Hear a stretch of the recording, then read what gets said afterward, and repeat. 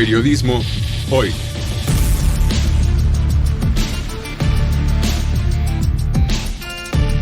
Avatares, riesgos y transformaciones del oficio de informar.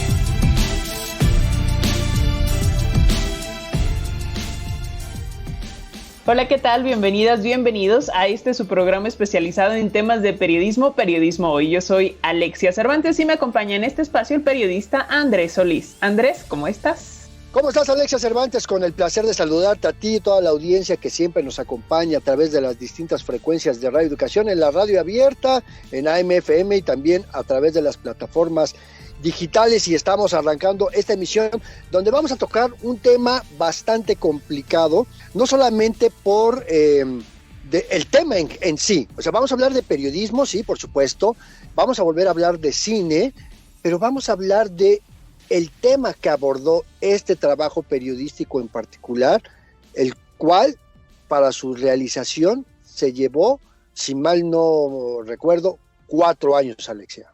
Así es, Andrés, vamos a hablar del documental El Portal, la historia oculta de Zona Divas, que se centra en la investigación de una plataforma digital, esta plataforma Zona Divas, que encubría una red de trata de personas y de explotación sexual. Zona Divas inicialmente fue presentado como un sitio de acompañantes, esto que coloquialmente se les denomina escorts.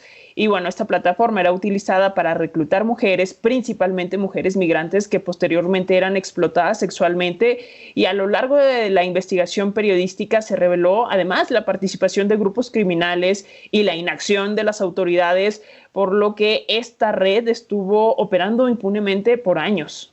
Así es, y en nuestra entrevista vamos a hablar precisamente de los pormenores de esta, primero, investigación periodística que terminó en una pieza audiovisual, en un documental que ya es pues más cinematográfico, pero que está disponible en esta plataforma de streaming de Netflix. Pero antes de entrar en materia, Alexia, ¿qué te parece si como cada semana vamos a escuchar las recomendaciones, las actividades, lo relevante de la semana en nuestra agenda Periotips? Periotips. Noticias y recomendaciones de la agenda periodística de hoy.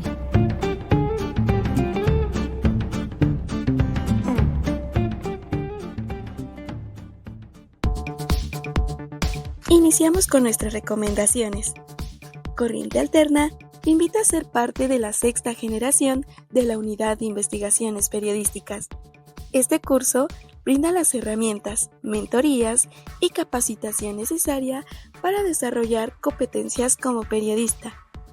Está dirigido a cualquier estudiante de licenciatura o posgrado de la UNAM, interesados en aprender técnicas para realizar entrevistas, escribir crónicas y reportajes, tomar fotos y video y desarrollar estrategias para redes sociales.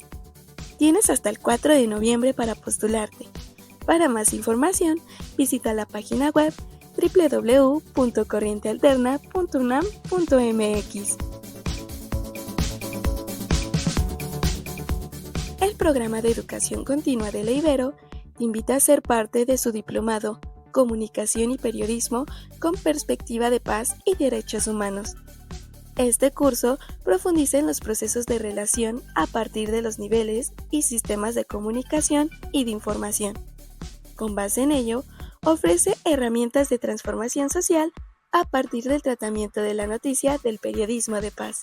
Está dirigido a estudiantes y profesionales de la comunicación que se interesen por temas de paz, derechos humanos y bien común, con la habilidad de redacción.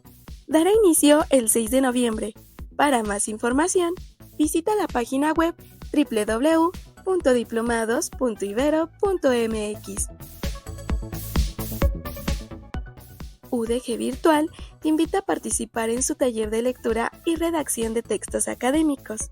En este curso, el estudiante desarrollará habilidades de lectura y escritura académica, con la finalidad de construir una intención comunicativa y una postura crítica en la redacción de textos. Está dirigido a personas que quieran reconocer los conceptos de lectura, comprensión y criticidad, así como planificar un texto académico y llevar a cabo una correcta escritura. Para más información, visita la página web www.educacioncontinua.udgvirtual.udg.mx. Gracias por su atención a esta NotiAgenda Periotips.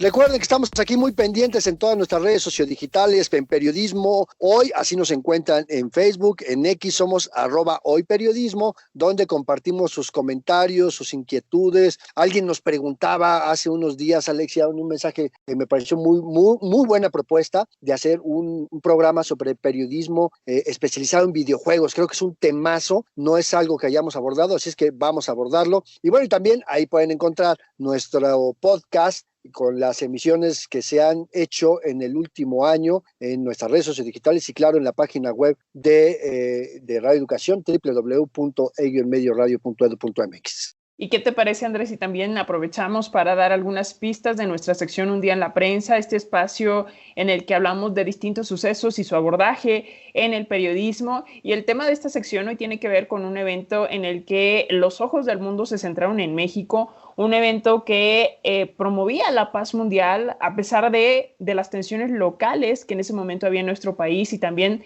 de las tensiones internacionales que este hecho desató. Y bueno, pues de esto vamos a hablar. Se relaciona también un poco con la cápsula de la semana pasada. Así es que de alguna manera pues querían ocultar lo inocultable, sirvió para algunas cosas, para algunos sectores de la sociedad, pero también tuvo su trascendencia en la parte de los medios de información, en los medios de comunicación, en la televisión, por ejemplo, y bueno, pues son de esos eventos internacionales que se repiten cada determinado tiempo, así que si tienen alguna idea, mándenos su respuesta a nuestras vías de comunicación. Mientras tanto, ¿qué les parece si hablamos sobre este sitio que se vendía así como una agencia de contratación de acompañantes y terminó siendo un lugar dedicado a la trata de personas?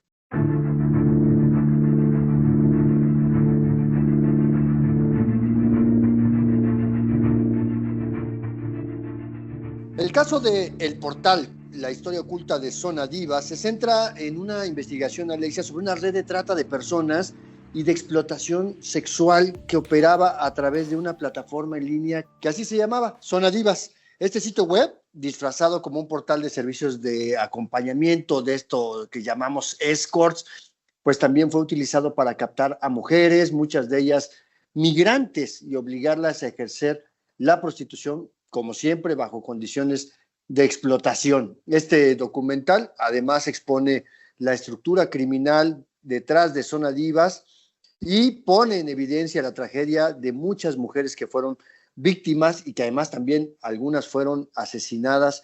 Y hoy vamos a platicar aquí en Periodismo Hoy con Luz Rangel, periodista especializada en la cobertura con perspectiva de género e investigadora de esta serie documental. Actualmente Luz trabaja en el proyecto de verificación en animal político. Luz, bienvenida, gracias por estos minutos para la audiencia de la radio pública. Al contrario, muchísimas gracias a ustedes por abrir espacios y pues bueno, también a quienes nos están escuchando por el favor de su atención. Gracias, Luz. Oye, pues yo quisiera comenzar esta conversación preguntándote, vaya, ¿cómo fue el inicio del proceso de investigación periodística para este documental, para el portal? ¿Cuál fue el primer indicio que las llevó a explorar el caso de Zona Divas? Que pues yo recuerdo que se daba a conocer que había feminicidios, asesinatos de mujeres escorts, pero ni los medios ni la ciudadanía teníamos como esa claridad de que estos asesinatos estaban relacionados, ¿no? Cuando empezaron a presentarse uno tras otro. ¿Pero qué nos dirías? Sí, creo que precisamente fue eso, ¿no? El notarnos que había publicaciones en medios de comunicación que de alguna manera habían abordado los casos de manera aislada y que algo se tenía que hacer para sistematizar lo que estaba ocurriendo detrás del portal zonadivas.com y también detrás de los feminicidios de al menos 5 mujeres cuya imagen aparecía ahí. Si bien los casos tuvieron mucho impacto mediático, mediático, no se abordaron con la profundidad suficiente, que de alguna manera es lo que buscamos con esta serie documental de 4 capítulos. Eso, digamos, fue el primer indicio o uno de los primeros, porque también nos llamó la atención la cobertura amarillista y sensacionalista que la prensa pues hacía respecto de los feminicidios o incluso de este delito que es la trata de personas con fines de explotación sexual. Eso fue como el punto de partida para ahora sí comenzar pues en 2021 esta investigación. Y bueno, lo que hicimos fue empezar a construir una línea del tiempo. Esta es como la gran base de esta investigación, una línea del tiempo con todos los hallazgos que pues estuviéramos detectando con la mayor cantidad de detalle posible. Y así comenzó la investigación documental para después pasar, digamos, a la investigación de campo. Es un tema que por lo regular se publica con mucha frecuencia en los medios, con esos terribles manejos de la información sin perspectiva de género, revictimizando, criminalizando, y de repente lo dices muy bien, pasan desapercibidos porque es la nota del día entre muchas otras que son hechos violentos y que hace falta empezar a analizar. Pero, ¿qué fue lo que a ustedes les motivó? Porque podemos encontrar muchos casos de feminicidios donde puede haber ciertos patrones, pero aquí, ¿cómo se dieron cuenta de que se trataba de algo que podía estar relacionado entre sí cada caso? Creo que pues uno de los primeros indicadores son las fechas en las que ocurren estos feminicidios. Estamos hablando de que al menos 4 de estos feminicidios ocurrieron en el año 2017, salvo el de Kenny Finol que ocurrió en febrero de 2018. Pero bueno, percatarnos de que había 4 mujeres que habían sido asesinadas, cuya imagen aparecía en pues el portal zonadivas.com, ya era algo que teníamos que investigar de forma periodística, ¿no? También nos llamó la atención que al menos 3 de estos feminicidios ocurrieron al interior de hoteles de la Ciudad de México y bueno, también que las víctimas son mujeres extranjeras, mujeres sudamericanas de países como Argentina y Venezuela.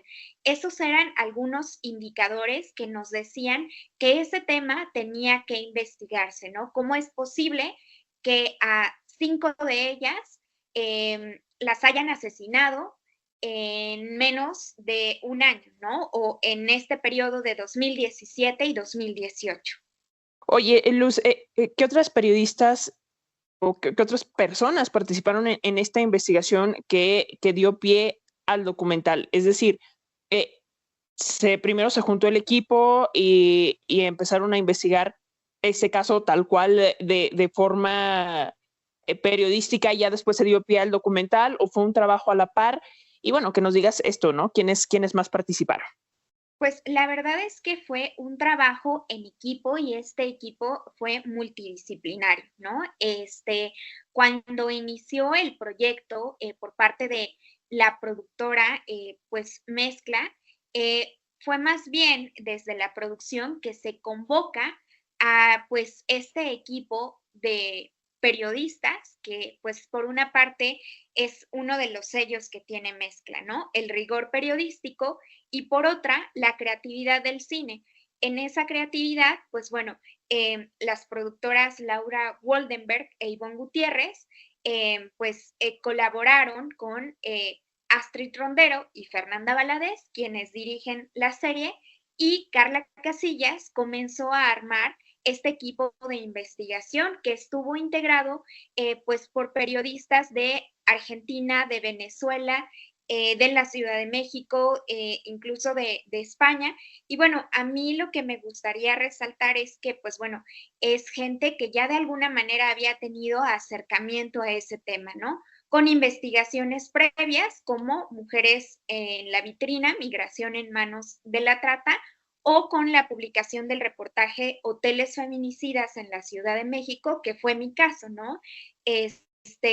Si no hubiera sido por esta investigación, creo que no hubiera sido parte de este equipo y también, pues bueno, estas nociones de lo que ya habíamos revelado, que en los hoteles de la Ciudad de México, pues las mujeres pueden ser víctimas de feminicidio y pues bueno, algo que también me gustaría mencionar, pues dentro de este trabajo multidisciplinario, obviamente está la parte de producción, la parte de dirección, la parte de investigación, pero también pues todo el cobijo que tuvo el portal en términos, sí, por ejemplo, de la participación tan generosa que hubo por parte de las familias y las amistades de las mujeres víctimas, e incluso el haber contactado a sobrevivientes de trata que en su momento aparecieron en zonadivas.com y que accedieron a darnos sus testimonios, el hecho de contar con pues abogados para poder tener acceso a las carpetas de investigación de las víctimas, en fin, fue un trabajo incluso blindado por, de alguna manera, especialistas que han investigado desde pues las organizaciones de la sociedad civil o la academia el delito de trata para que finalmente, pues bueno, pudieran ustedes ver en pantalla lo que aparece en estos 4 capítulos. Oye, Luz, aquí hay una parte interesante porque pues evidentemente el documental es un género cinematográfico que utiliza ciertos recursos del periodismo de investigación. ¿Cómo fue que empezaron a estructurar la historia, de empezar a hacer la investigación periodística y que a lo mejor al mismo tiempo iban trabajando la parte cinematográfica? ¿Qué nos platicas de esto? Pues miren, la verdad es que fue un proceso, digámoslo, muy particular, muy peculiar, porque si bien se había pensado en un inicio una etapa de investigación de aproximadamente 3 meses, todo este trabajo de investigación se extendió incluso, pues bueno, hasta este último año que terminamos con el estreno y además con publicaciones en medios digitales o impresos donde abordamos, bueno, pues cómo operaban, digámoslo así, las agencias detrás del portal Zonadivas y también pues donde damos a conocer otro caso de otra mujer trabajadora sexual que fue asesinada en 2017 en un hotel de la Ciudad de México y que en su momento las autoridades relacionaron con los otros feminicidios de Zonadivas, ¿no?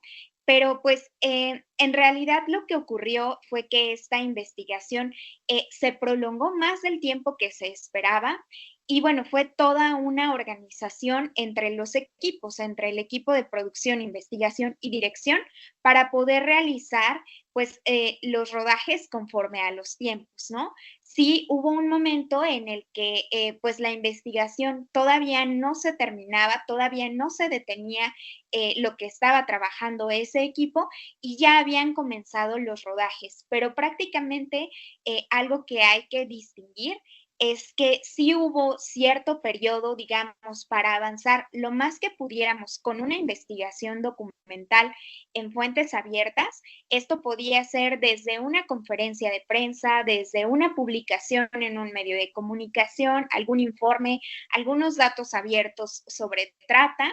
Y tener muy bien esa base de investigación documental, por decirlo así, incluso buscar en redes lo que publicaban estas chicas, si es que aún tenían activas sus cuentas, para posteriormente, digamos, con esto ya muy bien sólido, muy bien amarrado, empezar a contactar a las familias, ¿no?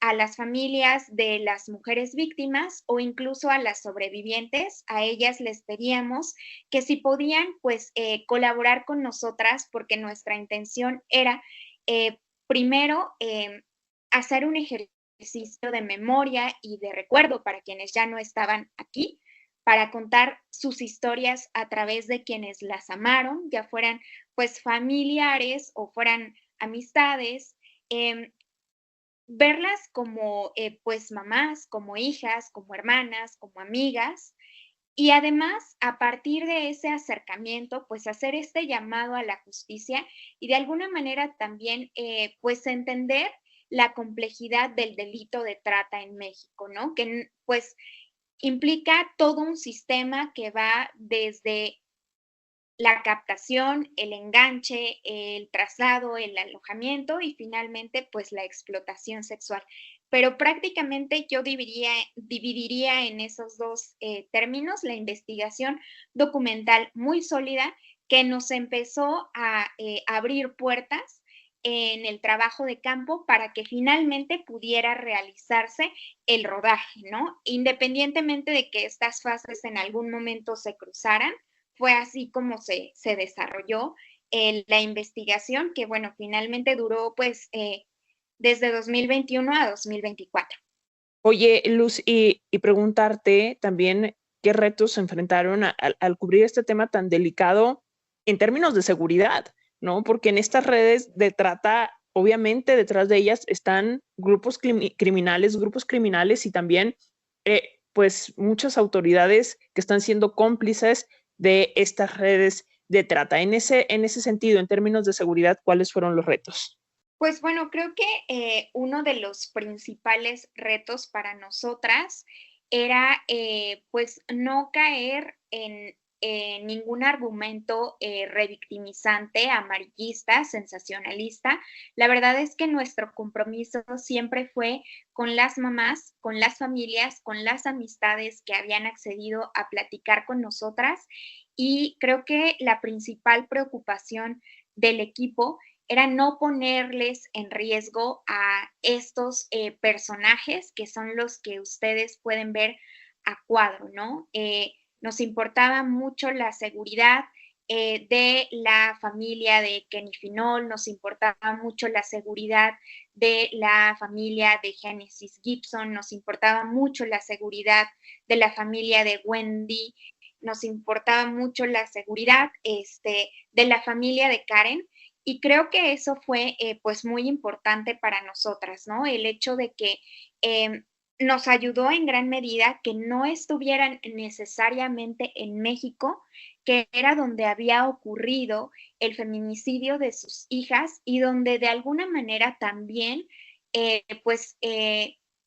residían quienes pues habían iniciado este portal, ¿no? De zonadivas.com. Es decir, pese a que ellas eran de origen extranjero de estos países como Argentina, como Venezuela, la historia se desarrolla principalmente en la Ciudad de México y creo que fue un motivador incluso para algunas familias el aceptar, ¿no? Para muchas de ellas fue la primera vez que hablaban no ante medios de comunicación, sino para un proyecto como este, un proyecto documental.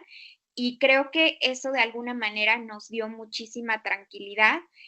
Incluso, bueno, también otro de estos elementos creativos, por ahí podrán verlo en la serie, es el hecho de que, pues bueno, hay un personaje que decide por sí misma no aparecer con su rostro, pero acepta dar su testimonio y su testimonio es representado tal cual por una actriz.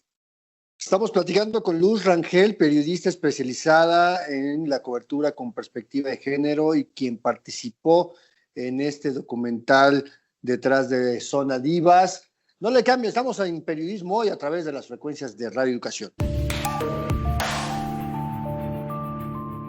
Hacemos una pequeña pausa a mitad de esta conversación para recordarles nuestras vías de contacto. Estamos en redes sociodigitales, en Facebook nos encuentran como Periodismo Hoy y en X estamos como @hoyperiodismo y allí pueden encontrar nuestro podcast semana a semana y también datos sobre nuestra sección Un Día en la Prensa. Porque el tema de hoy en esta sección tiene que ver con un evento que reunió a representantes de diferentes disciplinas de 112 países y que marcó además pues el inicio de una de las competiciones internacionales más importantes de la historia contemporánea. En ese entonces, quien inauguró este evento fue el presidente Gustavo Díaz Ordaz, cuestionadísimo después de la matanza de Tlatelolco, apenas unos días antes, ni siquiera 2 semanas. Y entonces, pues mándenos mándenos sus mensajes con sus respuestas a nuestras vías de comunicación y estemos aquí muy pendientes. Mientras tanto, vamos a seguir platicando sobre este tema de Zona Divas.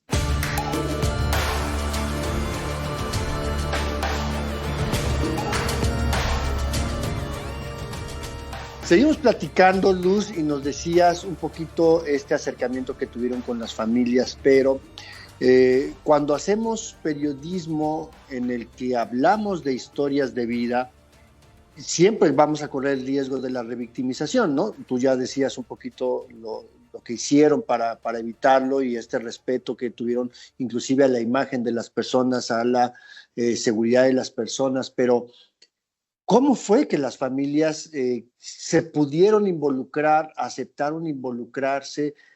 ¿Cómo estuvo esta plática con las familias para poder visibilizar la historia? Pues bueno, la verdad es que fue una relación que se trabajó, pues una vez que, como les digo, habíamos ya tenido esta investigación documental sólida, desde que buscamos a las familias hasta que fue el rodaje en sus respectivos países, pues pasó suficiente tiempo para podernos presentar el proyecto, dar antecedentes del trabajo de las directoras o el trabajo de las productoras, los otros documentales que ya habían realizado o las otras películas. Y también, pues bueno, presentarnos como pues periodistas especializadas en perspectiva de género, que ya habíamos abordado estos temas de feminicidio y que teníamos estas nociones de lo que significaba la trata de personas con fines de explotación sexual en un país como México, donde pues operaba este sitio zonadivas.com. Una vez que, bueno, esto ocurría, lo que tratábamos de hacer era entender sus principales preocupaciones. Hablamos, por ejemplo, de que había familias que no conocían todo lo que habían vivido estas mujeres que se habían trasladado a México, ¿no? Hablamos, por ejemplo, de que, pues bueno, había algunas de ellas que incluso, pues, sus familias, por ejemplo, coincidió que estaban aquí en el mismo día del feminicidio, es el caso, por ejemplo, de Génesis, y que entendían lo que había ocurrido de alguna manera con la exigencia de justicia a las autoridades, ¿no? En el documental, en uno de los capítulos, su madre hace mención a esto: ¿cómo es posible que yo estaba buscando a mi hija como desaparecida y de pronto, bueno, esto en una entidad como Puebla, por ejemplo, y en otra entidad como la Ciudad de México, ella ya estaba reportada pues como víctima de feminicidio, ¿no? Es importante pues entender esto que estaban viviendo ellas.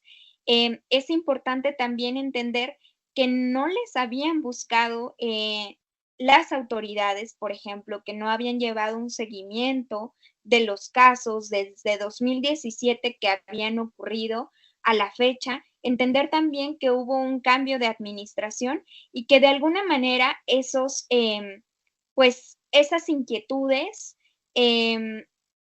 querían pues expresarse, ¿no? Creo que fue tejer una relación de mucha sensibilidad, de mucha empatía y de ir entendiendo también el proceso que las familias estaban viviendo, a pesar de que ya hubiera ocurrido cierto tiempo de que pues fueron víctimas de feminicidio sus hijas, ¿no? Creo que eso fue importante, entenderlas y entender sus preocupaciones, sus necesidades, esta búsqueda de justicia para las mamás desde un país que no es el suyo. Creo que pues también era muy importante para nosotras tratar de dar a conocer la historia como había ocurrido a través de las voces directas, ¿no? Es decir, tenían que hablar las mamás. Para nosotras fue una fortuna poder contar con la mayoría de ellas. Si de pronto queríamos abordar pasajes de la infancia de algunas de ellas, recurrir a sus amistades en ese momento de su vida. Si queríamos hablar de la adolescencia de ellas, de igual manera, buscar a quienes estuvieron en contacto con ellas durante ese tiempo, pero sí fue una relación, pues, que se tuvo que tejer desde la sensibilidad, desde el respeto, desde la empatía, em, porque bueno, de alguna manera las familias y las amistades también son víctimas indirectas de estos crímenes que ocurrieron aquí en México. Hacer periodismo con sentido humano y respetando también la memoria de las víctimas directas y, como bien dices, de las víctimas indirectas de de los familiares de estas mujeres que retratan a través de este documental, el portal que cuenta la historia de estas mujeres que estuvieron inmersas en una red de trata en esta página web Zona Divas. Pero preguntarte ahora, Luz, con toda esta información del 2021 a 2024 que recabaron en estos años, ¿cómo fue el proceso periodístico de seleccionar qué dejamos en estos 4 episodios, qué nos ayuda a contar verdaderamente la historia de estas mujeres y pues sacar lo que a lo mejor a criterio periodístico no aporte o pueda desviar a lo mejor un poquito la atención y el objetivo de este trabajo? Sí, creo que esta es una pregunta muy importante porque de alguna manera la historia estaba muy relacionada.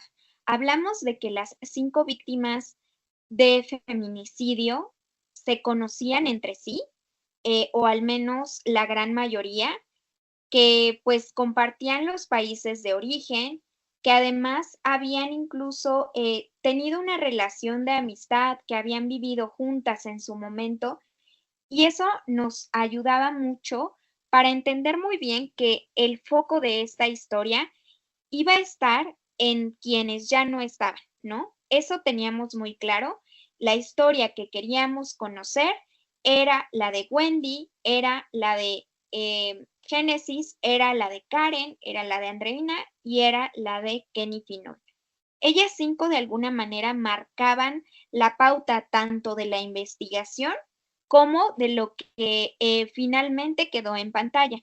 Les digo, nos ayudó mucho el saber que entre ellas se conocían para poder tejer las historias y además, pues bueno, de alguna manera la forma en la que está narrada este documental, en cómo vemos las historias en pantalla, es esta manera cronológica. Vamos caso por caso, empezamos por Wendy, seguimos con Génesis, continuamos con Andreina, llegamos a Karen y finalmente abordamos el feminicidio de Kenny Finol. Pero a lo largo de todos estos 4 episodios vamos dando cuenta cómo efectivamente ellas tenían una relación de amistad. Y bueno, lo que también fue muy importante para nosotras era entender que el foco estaba en ellas, que sus historias las iban a contar quienes las amaron y que de alguna manera este documental no iba a, digámoslo así, representar a, pues, los agresores, por decirlo de alguna manera, ¿no? A quienes habían cometido los feminicidios o a quienes operaban estos portales, este portal de explotación sexual, zonadivas.com. Desde un principio se planteó que el foco eran ellas, la historia eran ellas, el corazón del documental eran ellas. Déjame preguntarte algo, ahorita que estábamos haciendo esta diferencia entre el periodismo y el cine documental, pero creo que vale la pena que nos puedas platicar cómo se hace la transición de recopilar la información con sentido periodístico, darle orden, verificar, contrastar, todo esto que hacemos desde el periodismo, y luego empezar a redactar, y después eso se tiene que transformar en un guión. ¿Cómo se dio eso? ¿Cómo fueron las pláticas para empezar a revisar este manejo de la información que iban teniendo y qué piezas iban a ir acomodando y en dónde? Pues esto también es muy importante en términos periodísticos porque creo que refleja muy bien el trabajo interdisciplinario que realizamos, ¿no? Por ejemplo, teníamos esta gran línea del tiempo que, bueno, es equivalente a más de, pues, 1000 celdas. Hablamos de cerca de 1300 celdas con el mayor detalle posible. Y a esta línea del tiempo donde conjuntábamos cada acontecimiento, donde marcábamos incluso con colores a cada uno de los personajes, eh, lo, que, lo que era importante para nosotras desde el equipo de investigación era que esta pues, línea del tiempo estuviera al alcance de todo el equipo, es decir, de la producción y la dirección. Con base en esta línea del tiempo que en un principio conjuntaba la investigación documental y que posteriormente conjuntaba esta pues investigación que ya se iba haciendo en campo, las directoras realizaron la escritura del guión y el equipo de investigación se encargó de verificar que cada pues parte de la escritura que ellas realizaron estuviera sustentada en hechos periodísticos. Así fue de alguna manera como se trabajó. Y bueno, también comentarles, por ejemplo, que fue muy útil para la producción. Ustedes pueden ver en la serie documental, por ejemplo, que pues aparecen como locaciones, como lugares donde pues se realizó el rodaje, espacios donde efectivamente ocurrieron los hechos. Por ejemplo, vemos el callejón donde fue encontrado el cuerpo de Kenny Finol. Vemos, por ejemplo, los hoteles donde ocurrieron estos feminicidios. Vemos, por ejemplo, las calles y avenidas donde las chicas, pues, estaban la mayor parte de el tiempo de su estancia aquí en la Ciudad de México, ¿no? Ciertas colonias, ciertas zonas. Todo eso tiene un sustento periodístico y bueno, creo que se refleja este trabajo en equipo que se realizó entre producción, dirección e investigación, ¿no? Incluso a nosotras desde la parte de investigación nos correspondía, por ejemplo, ver los cortes que ya estaban, pues casi por terminar, digo, pues de alguna manera ya grabados, pero lo que hacíamos pues era también verificar cada detalle, ¿no?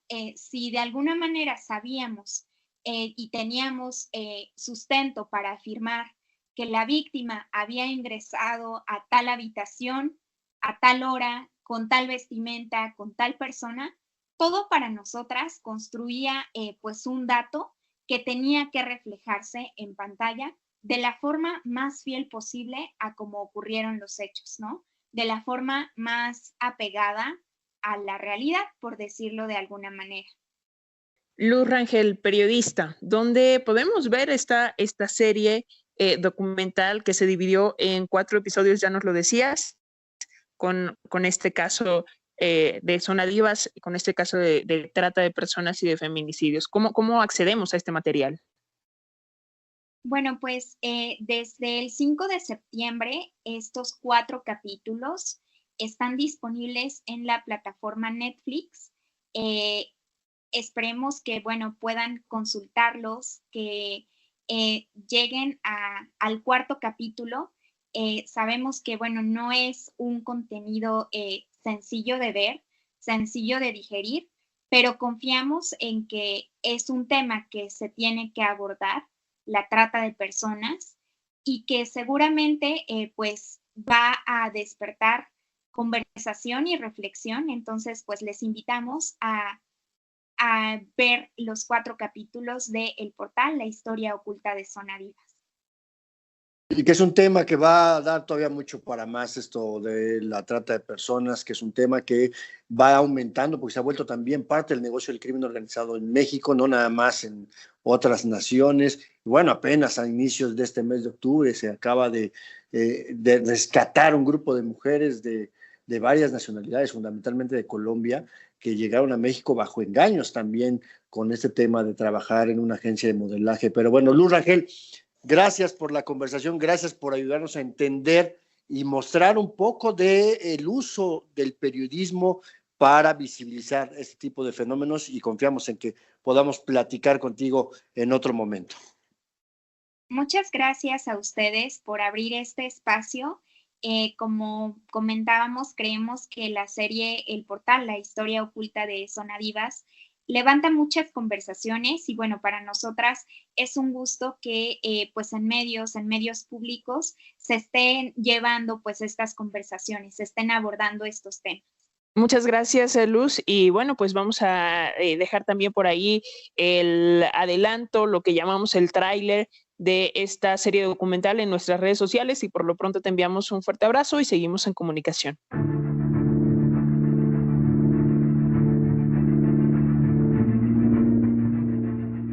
Bueno, pues si tienen la oportunidad de ver este material en esta plataforma de streaming, pues luego me lo cuentan, porque yo la verdad es que no tengo suscripción ahorita vigente a esa plataforma, pero pues échenle una vista a este documental de Zona Divas en Netflix y vale la pena, sobre todo esto que estábamos platicando, cómo se construyó más allá de la terrible historia que cuenta. Y recuerden que pues si quieren más detalles y volver a escuchar esta conversación, pues mándenos un mensaje, y recuerden que de todos modos está disponible el podcast ahí en nuestras plataformas sociodigitales y en www.medioradio.edu.mx. ¿Y qué te parece, Andrés, si vamos ahora con nuestra sección Un Día en la Prensa, este espacio en el que recordamos distintos sucesos históricos y su abordaje en el periodismo? Y hoy hablaremos de un evento cuyo contexto estuvo marcado por un suceso trágico que ocurrió apenas días antes, es decir, el 2 de octubre, y que dejó una huella profunda en la memoria colectiva de nuestro país. Escuchen bien, ¿de qué se trata?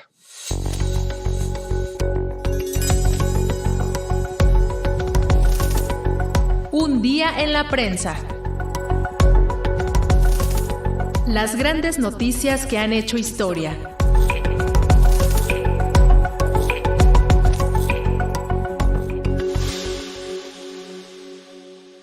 La Olimpiada del 68.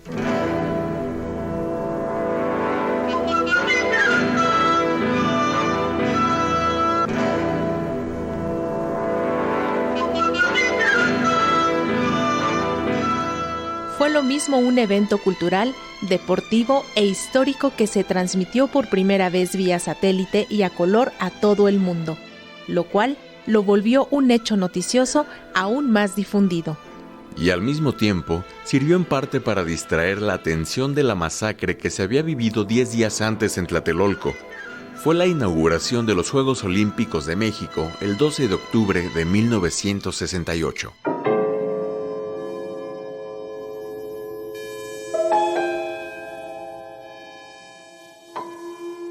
México venía de uno de los momentos históricos más oscuros tras la matanza de estudiantes y personas inocentes en la Plaza de las Tres Culturas de Tlatelolco el 2 de octubre previo.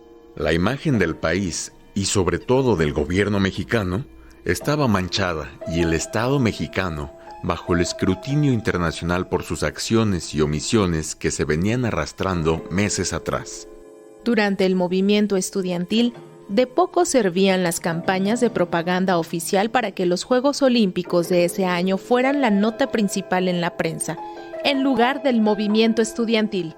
Por eso, el comité organizador dobló esfuerzos de la mano de la principal televisora privada para saturar los medios con mensajes de paz alrededor de la justa deportiva.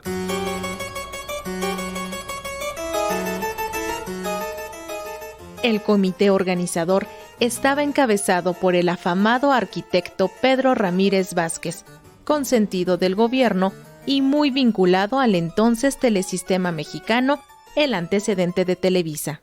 Contaban con el respaldo y la infraestructura para utilizar la Olimpiada como una herramienta más para distraer la atención pública del conflicto estudiantil que se había vivido los meses previos. Y por eso contaban también con el respaldo de la prensa oficialista, los periódicos que publicaban ante todo las bondades que la competencia deportiva traería a la nación para posicionarla en el mundo.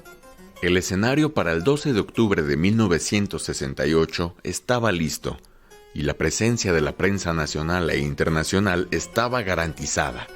hasta hubo mayor flexibilidad para otorgar acreditaciones a la prensa.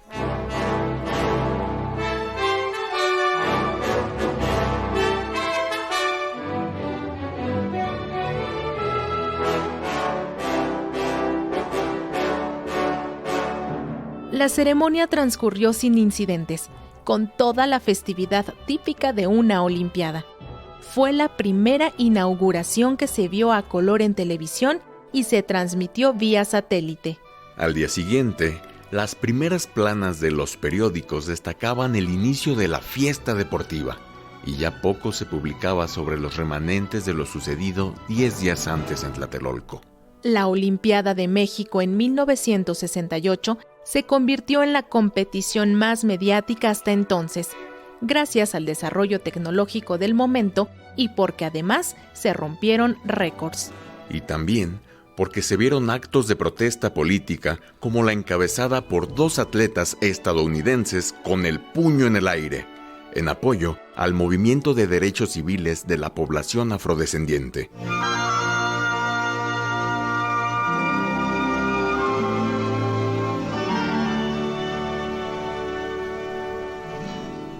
En el México que buscaba su evolución de país agrícola y petrolero a una nación industrializada, los Juegos Olímpicos de 1968 atrajeron la atención de la prensa mundial. La sombra de la violencia del Estado, el fantasma de la guerra de Vietnam y la carrera espacial no impidieron que la prensa diera una especial cobertura a una competencia olímpica que aún está en la memoria colectiva.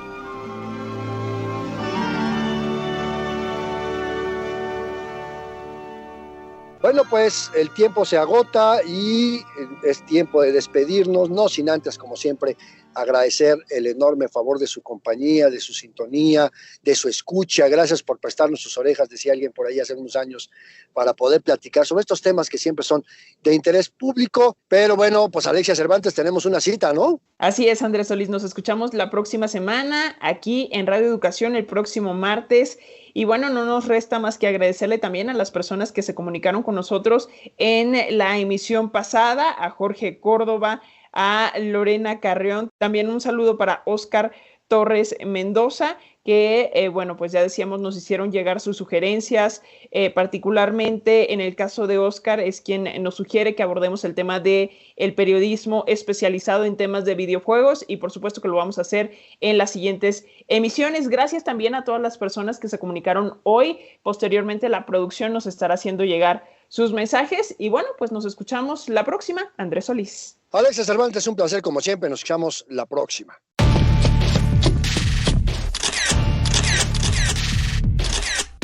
Periodismo hoy. Periodismo es publicar lo que alguien no quiere que se sepa.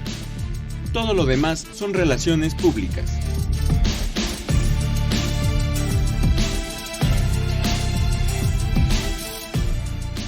Trabajamos para usted en el Servicio Social Karen Sanabria y Lisbeth García.